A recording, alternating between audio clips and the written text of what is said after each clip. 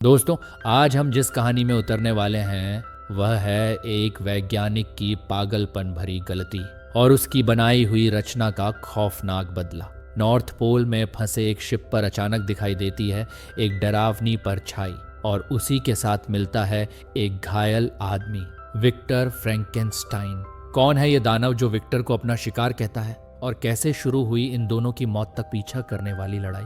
चलिए शुरू करते हैं।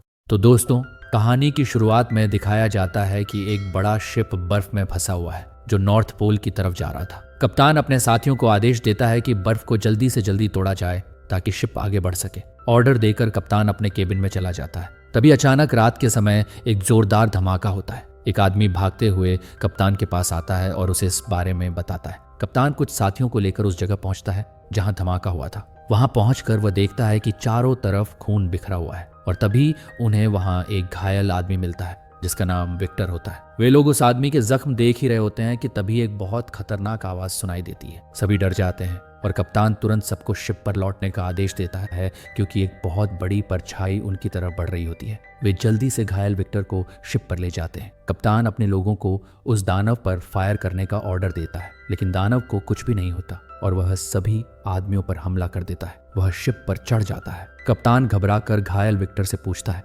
आखिर वह चीज क्या है। तभी दानव खुद कप्तान की तरफ देखकर बोलता है, मेरा शिकार मुझे वापस करो। कप्तान के लोग दोबारा उस दानव पर हमला करते हैं और दानव गुस्से में उनके लोगों को मारना शुरू कर देता है। कप्तान अपने आदमी को एक बड़ी गन लाने का आदेश देता है। जब उस गन से दानव पर फायर किया जाता है तो वह शिप से नीचे गिर जाता है, लेकिन मरता नहीं। वह गुस्से में पूरे शिप को हिला देता है। कप्तान आखिरी फायर बर्फ पर करता है जिससे दानव पानी में गिर जाता है और नीचे डूब जाता है। कप्तान सोचता है कि वह दानव मर चुका है। इसके बाद वह घायल विक्टर के पास जाता है और पूछता है आखिर वह चीज क्या थी, उस शैतान को किसने बनाया। विक्टर धीमी आवाज में कहता है, उस दानव को मैंने बनाया है। और फिर कहानी पीछे लौट जाती है जहां विक्टर की जिंदगी दिखाई जाती है। अब फिल्म में विक्टर का बचपन दिखाया जाता है। विक्टर एक शाही महल में अपने माता पिता के साथ रहता है। उसके पिता एक बहुत बड़े सर्जन हैं और वे चाहते हैं कि विक्टर भी मेडिकल की पढ़ाई करे ताकि वह उनके पदचिन्हों पर चल सके। लेकिन विक्टर के पिता एक जालिम इंसान है। वे विक्टर और उसकी माँ दोनों पर अत्याचार करते हैं।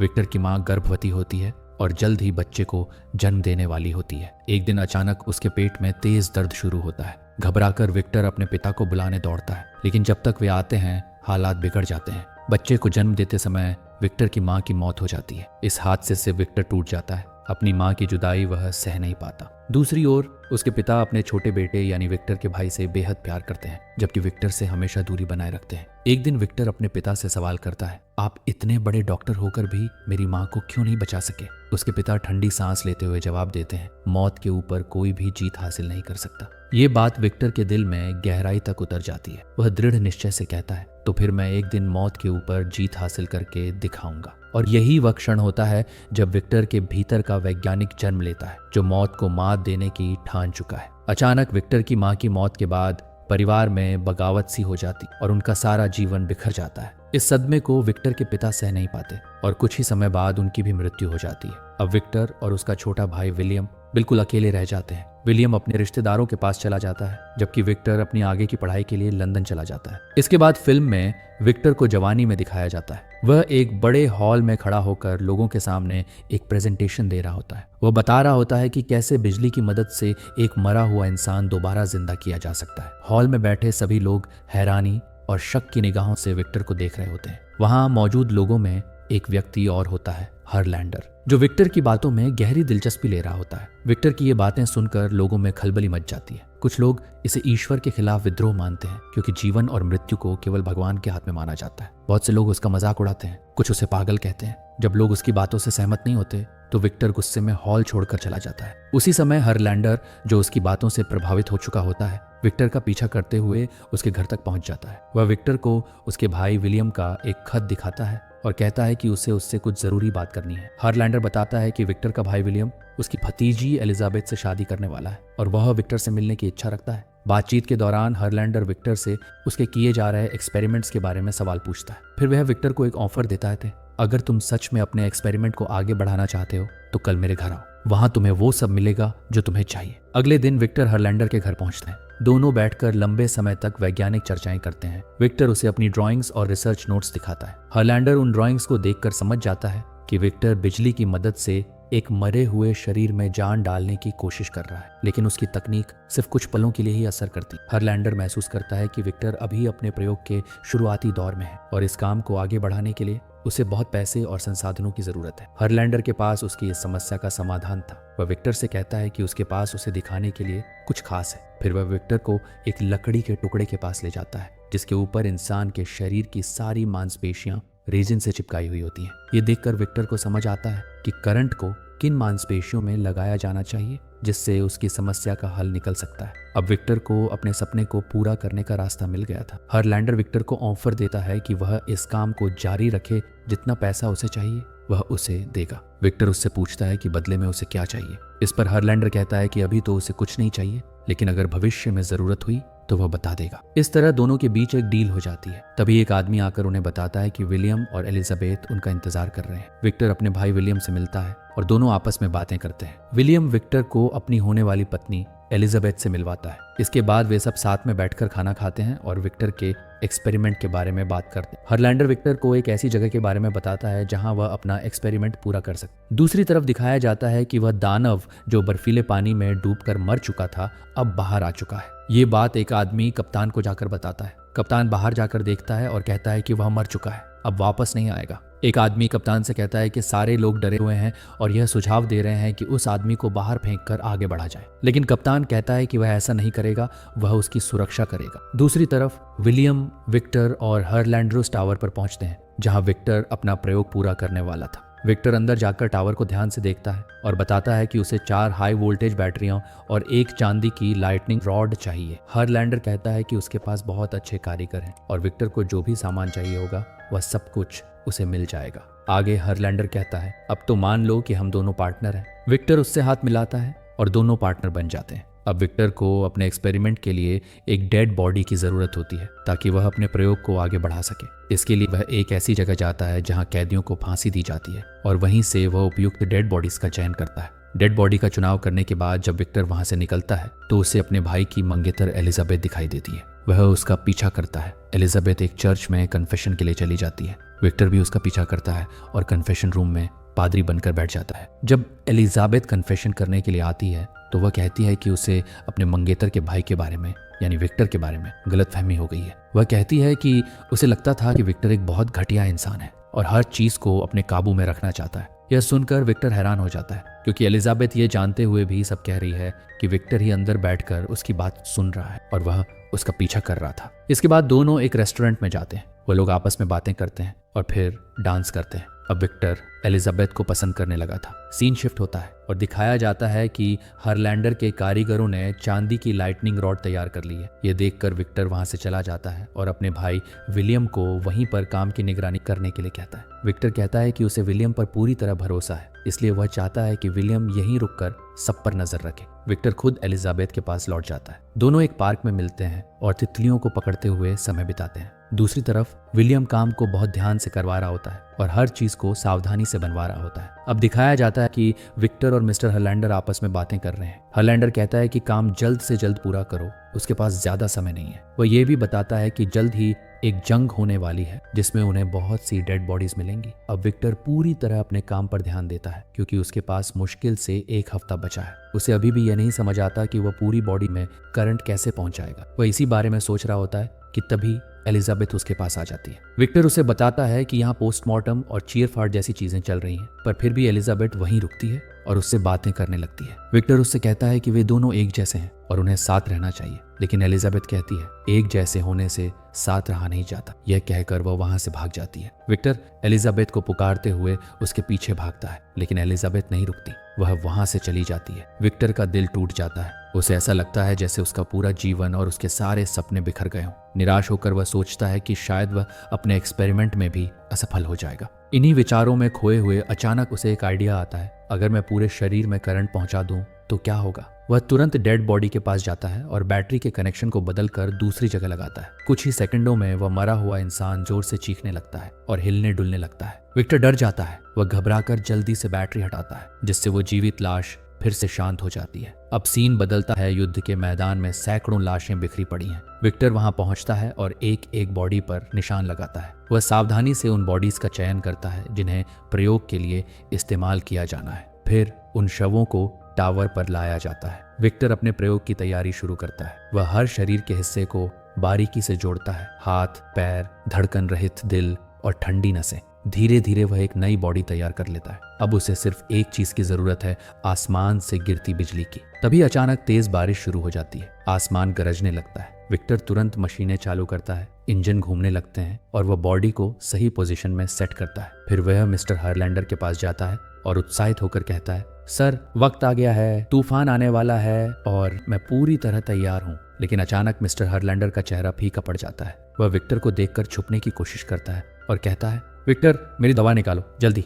विक्टर जब दवा निकालता है तो उसे पता चलता है कि मिस्टर हरलैंडर को लाइलाज बीमारी है और उनका अंत अब बहुत करीब है। हरलैंडर धीमी आवाज में कहता है, अब मेरे मांगने का वक्त आ गया है। मैं मर रहा हूँ विक्टर। मैं चाहता हूँ कि तुम मेरे लिए एक तंदुरुस्त शरीर बनाओ ताकि मैं मरने से बच जाऊं। यह सुनकर विक्टर हैरान रह जाता है। वह कहता है, नहीं सर, यह संभव नहीं है। आपका शरीर पूरी तरह सड़ चुका है और आपके साथ आपका दिमाग भी। अब आपको ठीक नहीं किया जा सकता। यह कहकर विक्टर तेजी से टावर की ओर भागता है। वह चांदी की लाइटनिंग रॉड उठाता है और उसे टावर की छत पर लगाने के लिए ऊपर चढ़ जाता है। बिजली कड़क रही है, हवा तेज चल रही है और विक्टर तूफान के बीच टावर पर उस रॉड को फिट करता है। फिर वह नीचे उतरता है। मिस्टर हरलैंडर वहां आ चुके होते हैं। वह विक्टर से कहते हैं, मैंने तुम्हें जो भी चाहिए था सब दिया, अब मुझे सिर्फ तुम्हारी हाँ चाहिए। हरलैंडर विक्टर के सामने गिड़गिड़ाने लगता है, लेकिन विक्टर उसकी बात पर ध्यान नहीं देता।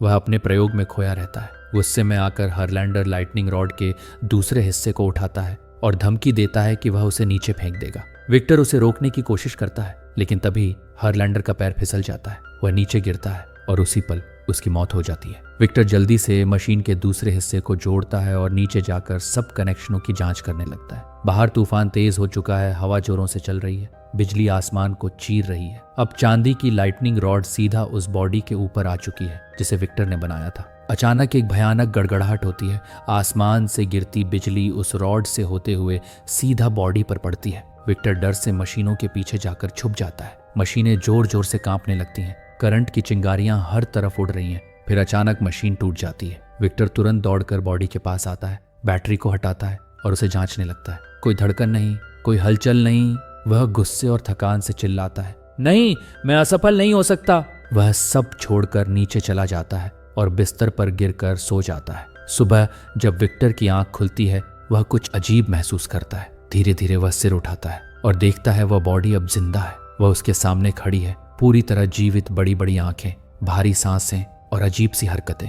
विक्टर की सांसें थम जाती हैं। वह डरते हुए उसके पास जाता है। उसके सीने पर हाथ रखकर सुनता है दिल धड़क रहा है। उसके चेहरे पर डर और खुशी दोनों झलकने लगते हैं। वह जोर से चीखता है, मैंने कर दिखाया। वह तुरंत अपने भाई विलियम और एलिजाबेथ को एक चिट्ठी लिखता है। मैंने कर दिखाया, मेरे पास आओ, मैं तुम्हें कुछ दिखाना चाहता हूँ। एलिजाबेथ पूछती है, क्या अंकल का कोई खत आया? विलियम जवाब देता है, नहीं, अभी तक उनका कोई खत नहीं आया। उसी वक्त दूसरी तरफ दिखाया जाता है कि विक्टर ने उस जीवित शरीर को अपने लैब के तहखाने में ले जाकर भारी जंजीरों से बांध दिया है। वह उसकी देखभाल करने लगता है, उसका निरीक्षण करता है और नोटिस करता है कि उसके जख्म बहुत तेजी से भर रहे हैं। विलियम और एलिजाबेथ अब विक्टर से मिलने के लिए आ रहे हैं। विक्टर उस जीव को जंजीरों में बांध रहा होता है और उस पर गुस्सा कर रहा होता है कि वह विक्टर के अलावा कोई और शब्द बोले, लेकिन वह जीव विक्टर के अलावा कोई भी शब्द नहीं बोल पाता। विक्टर को गुस्सा आता है कि उसने आखिर कैसा जीव बना दिया है।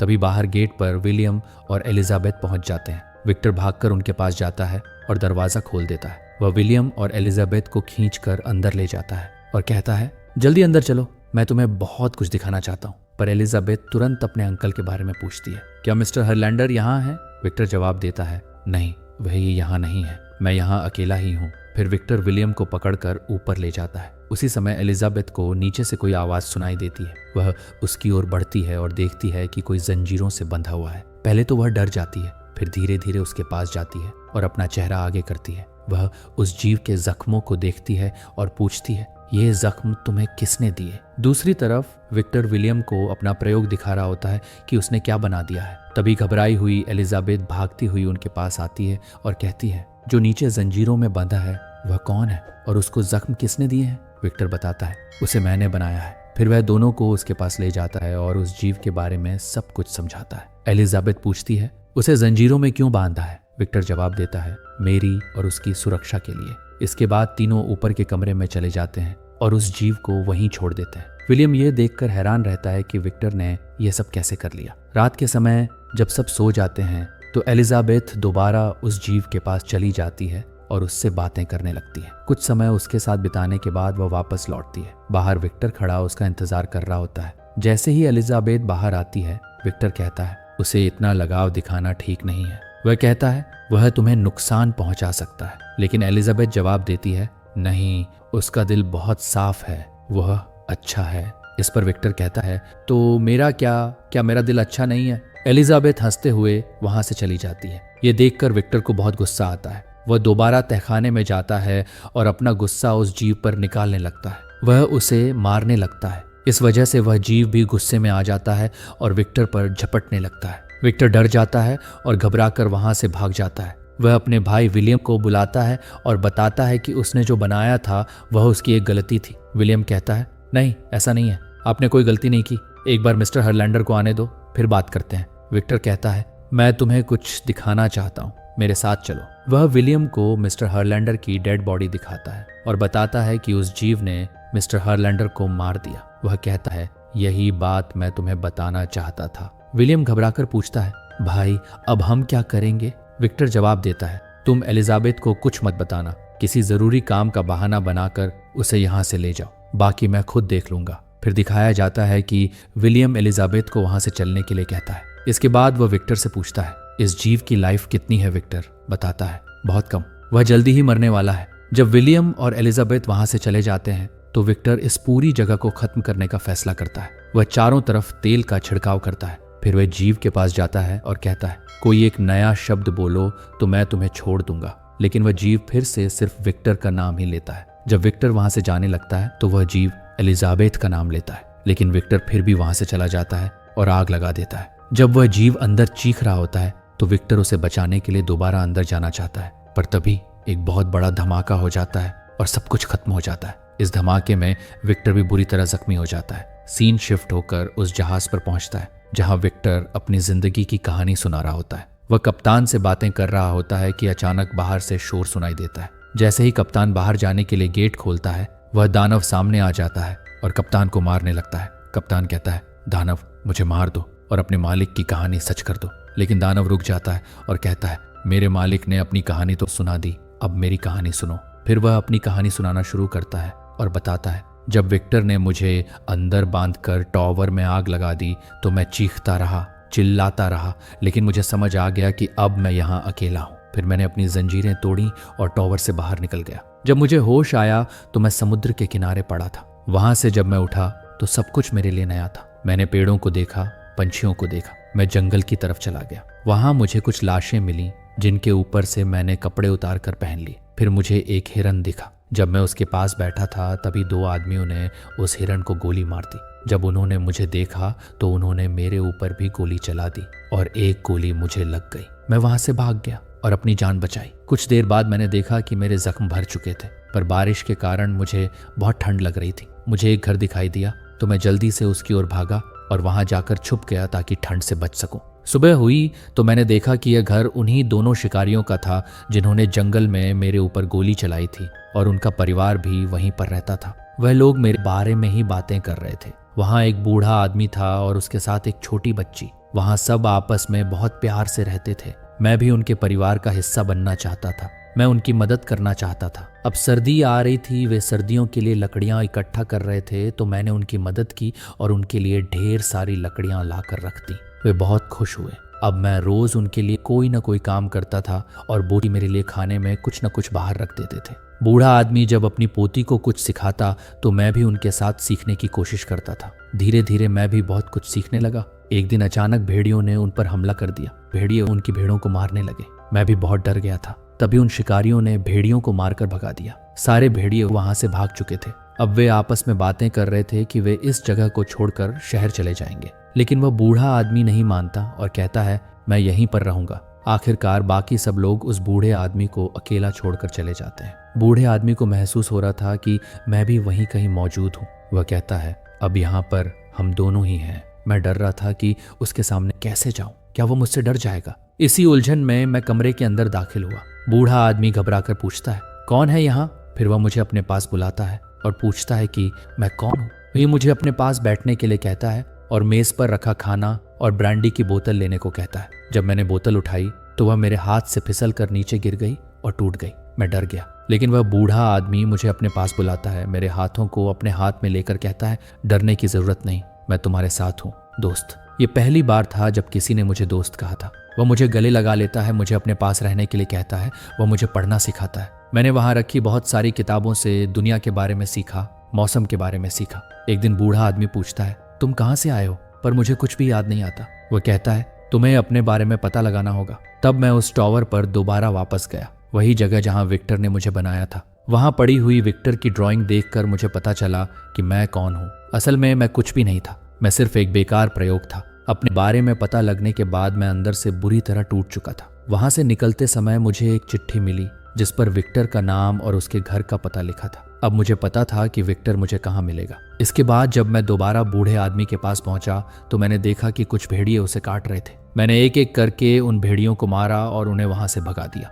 बूढ़ा आदमी बुरी तरह घायल हो चुका था। मैंने उससे कहा कि मैंने अपने बारे में सब जान लिया है, कि मैं लाशों के ढेर से बना हुआ एक हैवान हूँ। लेकिन बूढ़ा आदमी बोला, नहीं, तुम एक अच्छे इंसान हो और मेरे दोस्त हो। यह कहकर वह मर जाता है। तभी अचानक वही तीनों शिकारी वहां आ जाते हैं। उन्हें लगता है कि बूढ़े आदमी को मैंने ही मारा है। वे मेरे ऊपर गोली चलाते हैं। मैं किसी तरह बाहर निकल जाता हूँ, लेकिन वे फिर भी मुझ पर गोली चलाते रहते हैं। जब मैं दोबारा उठा तो मेरे सारे जख्म भर चुके थे। अब मुझे समझ आ चुका था कि मैं न कभी मरूंगा और न ही मेरे दुखों का कभी अंत होगा। तभी मैंने फैसला किया कि मैं दोबारा विक्टर के पास जाऊंगा और उससे एक हमसफर की मांग करूंगा कि वह मेरे लिए एक साथी बनाए, ताकि मुझे अकेलेपन का एहसास न हो। दूसरी तरफ विक्टर के भाई विलियम की शादी होने वाली है। महल में बहुत सारे लोग इकट्ठा हुए हैं। विक्टर जब अपने कमरे में खड़ा होता है तो उसे एहसास होता है कि उसके अलावा भी कमरे में कोई और मौजूद है। विक्टर जोर से कहता है, जो भी है सामने आओ। वह विक्टर के सामने आ जाता है। विक्टर उसे देखकर हैरान हो जाता है और कहता है,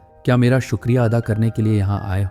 दानव जवाब देता है, मैं मर नहीं सकता, इसलिए मुझे एक साथी की जरूरत है। मेरे लिए एक साथी बनाओ। ये सुनकर विक्टर कहता है, अच्छा, तो तुम्हें एक साथी चाहिए ताकि तुम दोनों मिलकर बच्चे पैदा कर सको और अपने जैसे और दानव पैदा करो? मैं ऐसा कभी नहीं करूंगा। यह सुनकर दानव गुस्से में आ जाता है और विक्टर पर हमला कर देता है। आवाज सुनकर एलिजाबेथ कमरे में आ जाती है। वह दानव को देखकर उसके पास जाती है और कहती है, तुम आ गए। उसी पल विक्टर पिस्तौल निकालकर दानव पर गोली चलाता है, लेकिन एलिजाबेथ अचानक उसके सामने आ जाती है और गोली उसे लग जाती है। इतने में विलियम और दूसरे लोग भी कमरे में आ जाते हैं। विक्टर कहता है, उस दानव ने एलिजाबेथ पर हमला किया। यह सुनकर विलियम और दो आदमी दानव को पकड़ने की कोशिश करते हैं, लेकिन दानव गुस्से में उन्हें पटक देता है, जिससे विलियम का सिर दीवार से टकरा जाता है। एलिजाबेथ दानव से कहती है, मुझे यहाँ से दूर ले जाओ। दानव उसे उठाता है और कमरे से बाहर निकल जाता है। विक्टर विलियम की ओर भागता है और कहता है, मुझे देखने दो, मैं तुम्हें बचाऊंगा। विलियम आखिरी सांसों में कहता है, मुझे आपसे डर लगता है,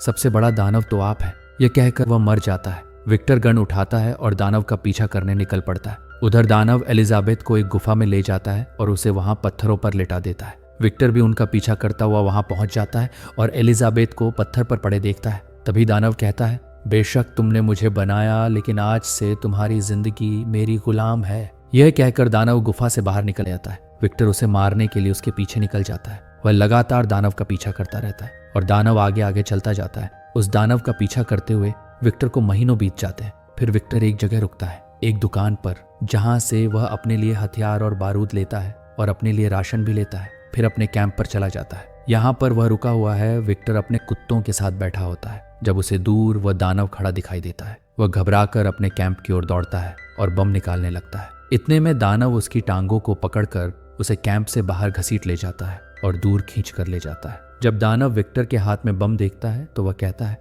तुम्हें लगता है ये मुझे मार सकता है? जल्दी करो, आग लगाओ इसे और खत्म कर दो मुझे। अगर मैं बच गया तो मैं वापस आऊंगा और तुम्हें मिटा दूंगा। विक्टर बम को आग लगा देता है और दूर भाग जाता है। एक बहुत बड़ा विस्फोट होता है, लेकिन दानव फिर भी बच जाता है और विक्टर बुरी तरह घायल हो जाता है। अब कहानी वापस उसी जगह पहुंचती है जहां से यह शुरू हुई थी, जहां कप्तान और उसके साथियों को विक्टर घायल मिला था। सीन फिर शिफ्ट होता है और दिखाया जाता है कि दानव, कप्तान और विक्टर तीनों कप्तान के केबिन में है। दानव अपनी कहानी पूरी कर चुका है और कप्तान से कहता है, यही है वह लड़ाई जो कभी खत्म होने वाली नहीं। तभी विक्टर दानव को अपने पास बुलाता है और कहता है, मुझसे बहुत बड़ी गलती हुई, मुझे माफ कर दो, जाओ मेरे बच्चे, अपनी जिंदगी जी लो।